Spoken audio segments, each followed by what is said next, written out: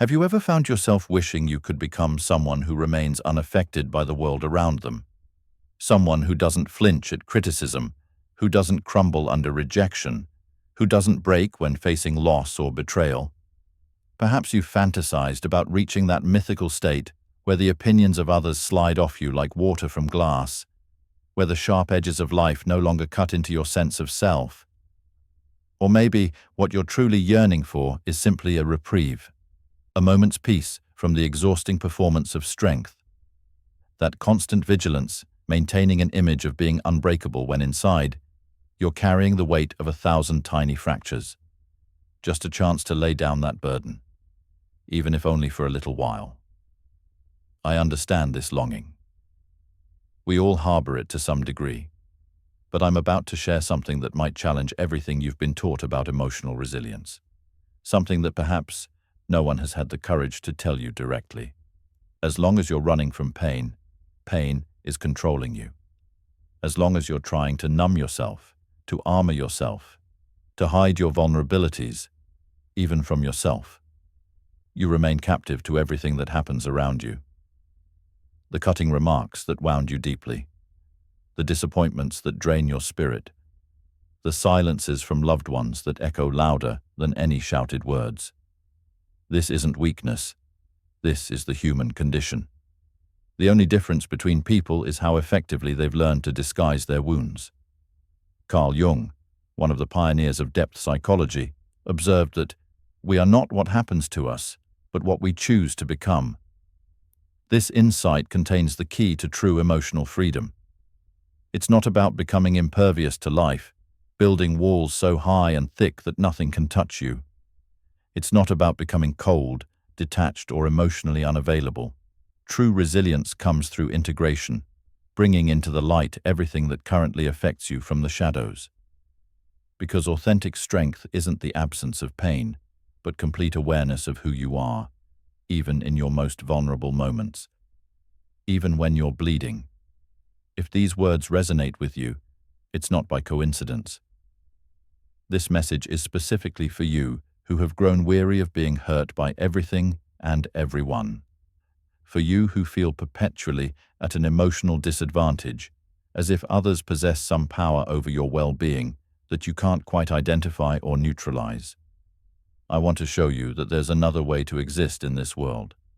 But to discover it, you'll need to confront certain truths that might initially sting. And perhaps, for the first time, this pain will be the very thing that liberates you. Let's begin this journey together. You've likely been operating under the belief that what causes your suffering originates externally, in other people's actions, in their carelessly chosen words, in the abandonments you've endured, in the betrayals that blindsided you. But here's a truth that may feel brutal at first. None of these things truly has the power to harm you unless there's already a corresponding wound within you. What actually hurts isn't what others do to you. It's what these experiences activate inside you. It's the story you construct around these events. It's the unhealed trauma still seeking resolution. It's the emptiness you've been disguising with false strength, with pride, with that desperate need to appear well-adjusted and unaffected. Jung showed us that the pain we experience when confronted with external triggers is merely reflecting what hasn't yet been integrated into our conscious understanding of ourselves. This explains why some individuals can endure devastating circumstances yet maintain their center, while others collapse under the weight of a seemingly minor slight. It's never just about what happens. It's about where it finds resonance within you. Here's an uncomfortable truth you might need to hear. You continue to suffer because on some level, you still believe you can control how the world treats you. You're still striving to be good enough, smart enough, strong enough, understanding enough, as if perfecting yourself will guarantee protection from harm. But control is an illusion, and as long as you cling to it, you live in perpetual tension, attempting to predict the unpredictable, trying to avoid the inevitable. The pursuit of control keeps you in a state of hypervigilance, where even moments of joy are shadowed by the fear that they might end. Do you truly want to stop suffering?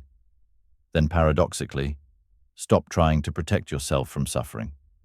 What you need isn't more control, it's more awareness. As long as you believe that your emotional state depends on others changing their behavior, you remain chained to circumstances beyond your influence. Your freedom begins the moment you understand that external events only hold power over you when they find a corresponding echo within. And this is precisely where the true battlefield lies, not in the external world, but in your unconscious mind. What you cannot see, do not understand, and have not mastered ends up mastering you. Let's dive deeper into this territory, for it's here that genuine transformation begins. Perhaps the greatest deception you've internalized is the belief that you're fully in control of your life and your reactions.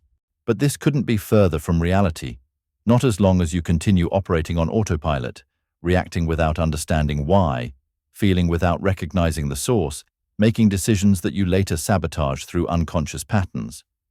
Jung articulated this perfectly when he said, "Until you make the unconscious conscious, it will direct your life and you will call it fate." This is precisely what's happening to you right now. The pain that seems to arise from nowhere, the anger that erupts disproportionately, the sadness that washes over you without apparent cause. None of these experiences are random coincidences. They're messages emerging from parts of yourself that have been forgotten, ignored, or repressed. Jung referred to this hidden realm as the unconscious, and it's not merely a vague collection of forgotten memories. It's an active force, an entire system of experiences, traumas, desires, and fears that you've pushed away, but that continue to shape your emotional landscape and drive your behavior.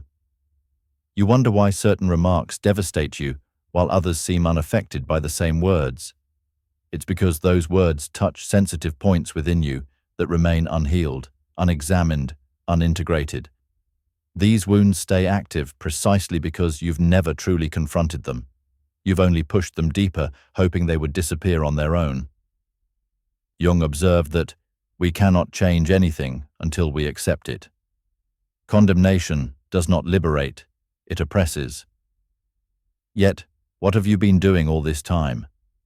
Judging yourself harshly, repressing your authentic feelings, silencing the very parts of yourself that are crying out for attention, as if denial could somehow lead to resolution. The truth is that the unconscious doesn't dissolve just because you ignore it. It simply finds more indirect and potentially destructive ways to make itself known, through repeating toxic relationship patterns, through self-sabotage that undermines your success just when things are looking promising, through anxieties and fears that arise precisely when everything appears to be going well. This isn't bad luck or coincidence. It's your unconscious mind attempting to get your attention, to bring important material into awareness. But you've been determined to remain asleep to these inner realities. If you genuinely want to become someone who isn't constantly wounded by life, then stop running from what lies within you. Because as long as you remain a stranger to your own unconscious, you'll continue being a puppet of your emotions. And, ironically, the more aggressively you try to shield yourself from external pain, the more vulnerable you become to internal suffering. There is a way forward, however. It doesn't involve building stronger defenses or becoming more guarded. It requires integration, bringing together the fragmented parts of yourself into a coherent whole, because becoming emotionally resilient isn't achieved through resistance to life. It comes through deep self-knowledge and acceptance. This brings us to an essential question. What does it truly mean to be someone who remains steady amid life's storms? And why does this kind of strength emerge not from armoring yourself against experience, but from embracing it fully? Most people operate under the mistaken assumption that the only way to avoid getting hurt is by closing themselves off emotionally. They construct walls, adopt personas, develop protective emotional armor, and pretend to be impervious to life's impacts. "I don't care anymore," they declare. "Nothing affects me," they insist. But beneath these pronouncements, they continue to suffer silently. The internal wounds continue to fester because the fundamental issue was never about feeling too much. The problem lies in not understanding what you're feeling and why. And this confusion only persists in those who haven't yet undertaken the journey toward genuine self-knowledge. Jung expressed this beautifully when he said, "Know all the theories, master all the techniques, but when touching a human soul, be just another human soul." That human soul within you, the one you've been trying to conceal behind a facade of strength, invulnerability, and control, is crying out to be acknowledged, to be seen and accepted as it is. Developing authentic emotional resilience has nothing to do with becoming cold or unfeeling. It isn't about ignoring pain, avoiding conflict, or pretending not to care. It's about integration, accepting and bringing to consciousness everything you've buried in the shadows of your psyche. You don't become emotionally stable by erecting barriers between yourself and the world. You achieve stability when you realize that no one can touch what you've already embraced within yourself. When you integrate your shadows, fears, perceived flaws, and insecurities, you stop being reactive to everything around you. You gain the capacity to choose your responses rather than being driven by unconscious triggers. You're no longer an emotional puppet whose strings can be pulled by anyone who happens to touch upon an unhealed wound. This is true freedom. Jung called this process individuation, becoming who you truly are beneath the layers of conditioning, beyond others' expectations, beyond what you thought you needed to be to earn acceptance. It's what emerges from within when light meets shadow, when conscious mind meets unconscious material. Individuation isn't about becoming perfect, as Jung emphasized. It's about becoming whole. You don't need to transform into some idealized version of yourself. You simply need to reclaim the parts of yourself you've disowned and integrate them into a more complete self-understanding. Here's the paradox that few people understand. The more you flee from pain, the more persistently it pursues you. The more desperately you try to remain unaffected by life, the more fragile you actually become. But when you turn to face your own wounds, when you accept yourself in your entirety, with all that is beautiful and ugly, noble and shameful within you, nothing external retains the power to devastate you. This path demands courage, however, the courage to look within, to abandon protective masks, to feel fully. Because it's precisely within the pain you've been avoiding that the key to transformation awaits you. And this brings us to a profound realization about the nature of suffering and its potential role not as an enemy to be vanquished, but as a gateway to discovering your authentic strength. From earliest childhood, you were likely taught to view pain as an adversary. You learned that suffering indicates weakness, that tears are wasteful, that feeling deeply makes you vulnerable to exploitation. And so you began a lifelong pattern of running, avoiding, denying. But the more vigorously you attempt to escape suffering, the more tenaciously it pursues you. Worse still, it changes form to evade your defenses, disguising itself as anxiety, unexplained anger, apathy, chronic boredom, or self-destructive impulses whose origins remain mysteriously obscure to you. Pain that's ignored doesn't simply vanish. It burrows deeper within your psyche, creating intricate tunnels beneath the surface of consciousness, until eventually, without warning, everything collapses. Jung perceived suffering through an entirely different lens. He recognized pain as the messenger of the soul, the alarm system of the unconscious, the language through which your authentic self, what you are in your totality, attempts to capture your attention when something important needs addressing. He advised, "Depression is like a woman in black. If she appears, don't shoo her away. Invite her in, give her a seat, offer her tea, and ask her why she has come." But instead of listening to these messengers with curiosity and respect, you silence them. You distract yourself, keep yourself perpetually busy, numb yourself with various substances or activities, anything to avoid confronting what truly matters. What is this pain trying to communicate to you? What wisdom might it contain if you were willing to receive its message? The truth is that suffering only feels so overwhelming because you remain at war with yourself. There's a part of you yearning for growth, for change, for evolution, and another part desperately clinging to the familiar, even when the familiar is causing you harm. Something within you calls for transformation, but your ego, accustomed to maintaining control, attempts to suppress that call. It's this internal conflict that generates much of your suffering. Because change hurts. Growth requires discomfort. Letting go of outdated beliefs, severing toxic connections, allowing what no longer serves your highest good to die. All of this constitutes a form of mourning, an internal process of death and rebirth. Yet it's precisely amid this apparent devastation that something new can emerge. When everything you thought you knew about yourself crumbles, when certainties dissolve, when pain strips away your protective layers and lays bare your vulnerability, that's when you can finally see who you truly are beneath the performance, beneath the persona, beneath the mask. At this precise moment, suffering becomes sacred because it brings you to your knees before the only thing that can ultimately set you free, your authentic self. Jung recognized this profound truth. He understood that suffering isn't a malfunction to be fixed, but an integral component of the growth process. Pain isn't the end of the journey. It's often the beginning of the path toward genuine individuation. The problem is that most people abandon the process before traversing this challenging terrain. They retreat, distract themselves, return to the safety of the familiar, rather than enduring the discomfort of transformation. But not you.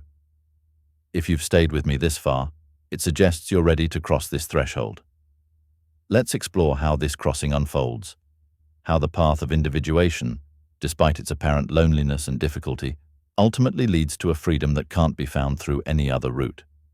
Few individuals summon the courage to embark on the journey of individuation, and fewer still persist to its completion. This path offers no guarantees of comfort or security. It doesn't protect your ego. It challenges it, transforms it, sometimes even appears to destroy it. Jung described individuation as the process of becoming who you truly are, but this primarily involves unlearning who you thought you were, and that can be more painful than any external rejection or criticism. You begin to recognize that much of what you believed defined your identity was actually an illusion. You are not your achievements. You are not your traumas. You are not the carefully constructed image you created to earn love, respect, or admiration.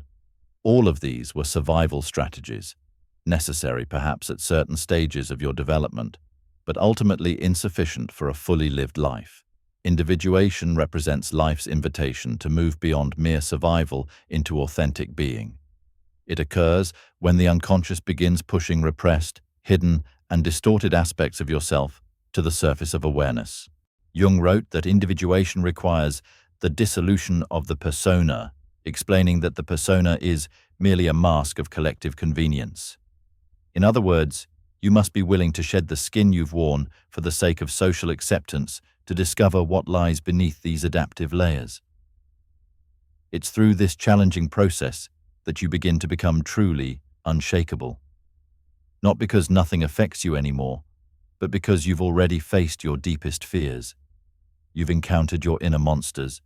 You've looked unflinchingly at your shame, your neediness, your rage, your pettiness, and said, "I see you, and you no longer control me." This internal clarity, this lucidity in the face of your own darkness, confers a strength that doesn't depend on external validation, recognition, or control. You no longer need universal approval. You no longer need to win every argument or always appear strong and capable. You know who you are at your core, and no one can take that self-knowledge away from you. True emotional resilience isn't an outer shell or barrier, it's an inner core. The integration of all your disparate parts into a center of consciousness that remains stable amid life's inevitable storms. You may still experience pain, but it no longer fragments you. You may still be hurt, but you don't lose your sense of self in the process. You've transcended reactivity and become whole. You've stopped living on the surface and learned to inhabit the depths of your being. This depth comes with a price, however, a certain type of aloneness. Not because you'll necessarily be physically isolated, but because few people are willing to undertake this journey alongside you. Most remain trapped on the surface, hidden behind masks, controlled by their fear of feeling fully. When you begin liberating yourself from these constraints, you inevitably create distance between yourself and those who remain imprisoned by them. But this distance isn't rejection. It's the natural result of growth and maturation. You aren't separating yourself out of arrogance. You're simply recognizing that you no longer fit where you once hid from yourself. And this brings us to the final insight of our journey: consciousness as the ultimate shield. Because it isn't brute strength that protects you from life's inevitable wounds. It's clarity. This is what we'll explore in our final reflection: consciousness as the only state in which nothing, absolutely nothing, can maintain destructive power over you. Now that we've reached this point in our exploration, there's something that needs to be stated with complete clarity. Nothing, absolutely nothing, will shield you from external suffering if you remain unconscious of your internal landscape. The words will continue to wound you. The rejections will continue to devastate you. The losses will continue to destabilize you, until you awaken to the reality of who you are beneath these temporary experiences. And awakening isn't some mystical, one-time event. It's a daily choice, a moment-by-moment commitment. It's the decision to look within even when doing so is uncomfortable. It's taking full responsibility for your emotional responses without blaming others, your past, or fate for how you feel. Carl Jung observed that what you resist persists, but what you accept transforms. Throughout your life, you've been resisting your fear of inadequacy, your experience of emptiness when rejected, your pain in loneliness, your anguish at not being truly seen and understood. But what has this resistance accomplished? You've hidden. You've silenced yourself. You've tried to control everything and everyone around you. You've strived for an impossible perfection. You've maintained a facade of invulnerability. And all of this has brought you to this moment, exhausted from fighting against both the world and yourself. But now you understand that true emotional immunity doesn't come from hardening yourself. It comes from clarity. It isn't about constructing impenetrable armor, but about expanding your awareness. Because when you truly understand your triggers, your patterns, your wounds, the actions of others lose their power to destroy your inner equilibrium. You still feel, perhaps even more deeply than before, but you don't drown in those feelings. You still experience suffering, but you don't lose yourself in it. And that changes everything about how you move through the world. What protects you isn't withdrawal from life's intensity, it's full immersion in it. Those who live on the surface are battered by every wave. Those who learn to dive beneath the surface discover the silence, stability, and power that exist in the depths. That's the direction you're now moving, toward depth, toward wholeness, toward integration. And when you begin living from this place of integration, presence, and acceptance, the world may still attempt to knock you down, but it no longer finds the vulnerabilities it once exploited. The barbs that once lodged deep in your psyche now pass through you without causing lasting harm. This journey toward emotional resilience isn't about becoming someone new. It's about reclaiming who you've always been beneath the protective layers you accumulated. It's about reclaiming your birthright of wholeness, of authenticity, of deep connection with yourself and with life. If something within you has awakened through these reflections, if you feel a stirring of recognition or possibility, I invite you to make a commitment to yourself. Not a commitment to perfection, or to never feeling pain again. That would be another form of resistance. Instead, commit to awareness. Commit to staying present with whatever arises within you, even when it's uncomfortable. Commit to curiosity about your own inner landscape. Many seek to survive by pretending to be strong. Few choose to truly live by embracing their wholeness, including their vulnerability, their woundedness, their humanity. Which path will you choose? Remember that real transformation doesn't happen overnight, and it doesn't happen through insight alone. It requires consistent practice, compassionate self-observation, and the courage to feel what you've been avoiding. The journey may seem daunting, but each step brings you closer to the freedom you've been seeking all along. Don't stop here. Don't settle for intellectual understanding without embodied experience. Don't mistake the map for the territory. This is merely the beginning, an invitation to a more authentic way of being. The real work happens in the moments of your life when you choose awareness over avoidance, presence over protection, integration over isolation. The world doesn't need more people armored against life. It needs individuals who have the courage to remain open despite having been hurt, who can stand in their truth without diminishing others, who understand that true strength comes not from invulnerability, but from wholeness. As you move forward from this moment, remember that every time you turn toward your pain rather than away from it, every time you question a habitual reaction rather than being consumed by it, every time you choose conscious response over unconscious reaction, you are laying another stone on the path of your individuation. This path isn't always straight or clearly marked. There will be times when you feel lost, when old patterns reassert themselves, when the pull toward unconsciousness feels stronger than your commitment to awareness. In those moments, be gentle with yourself. Remember that growth isn't linear, and healing isn't a destination, but a continuous process. What matters isn't perfection, but direction. Are you moving, however gradually, toward greater awareness? Are you becoming increasingly capable of holding your experiences without being defined by them? Are you learning to recognize the difference between who you are and the stories you've believed about yourself? The capacity to remain present with yourself, especially during difficult emotions, is a skill that develops through practice.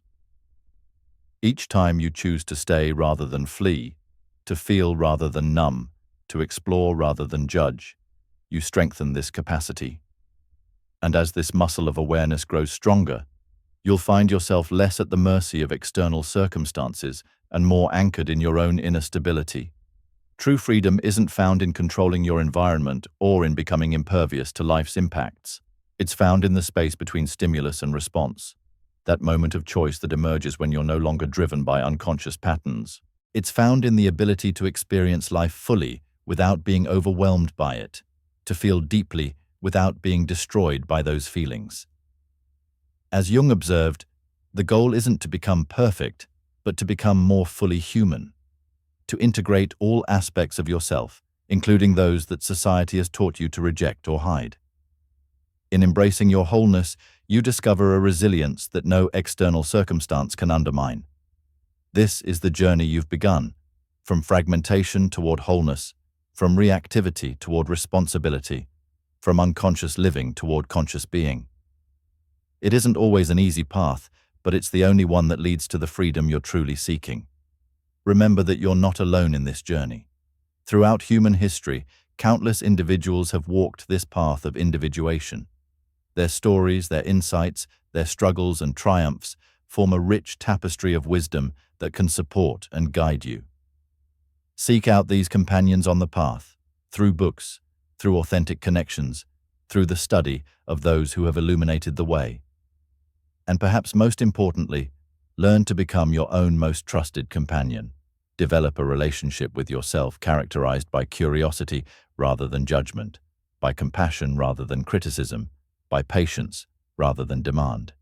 This inner relationship becomes the foundation upon which all your other relationships are built. As we conclude our time together, I want to leave you with one final thought. The journey toward emotional resilience, toward becoming unshakable, isn't about reaching some perfect state where nothing ever hurts again. It's about developing the capacity to move through whatever life brings with grace, wisdom, and authenticity. Pain will still visit, grief will still arrive, fear will still emerge. But they no longer define you or determine your actions. They become weather patterns moving through the vast sky of your awareness. Significant but temporary, influential but not all-determining. You are the sky, not the weather. You are the ocean, not the waves. You are the awareness within which all experiences arise, unfold, and eventually dissolve. And in recognizing this fundamental truth about yourself, you discover the unshakable core that has been present all along, waiting for you to claim it. This recognition doesn't happen once and forever. It's a continuous awakening, a moment-by-moment remembering. But with each remembering, the path becomes clearer, the journey becomes more natural, and the freedom becomes more accessible. May you walk this path with courage, with compassion for yourself and others, and with the deep knowing that everything you seek is already within you, waiting to be recognized, integrated, and expressed. The journey toward wholeness is the journey of a lifetime. But it begins with a single step.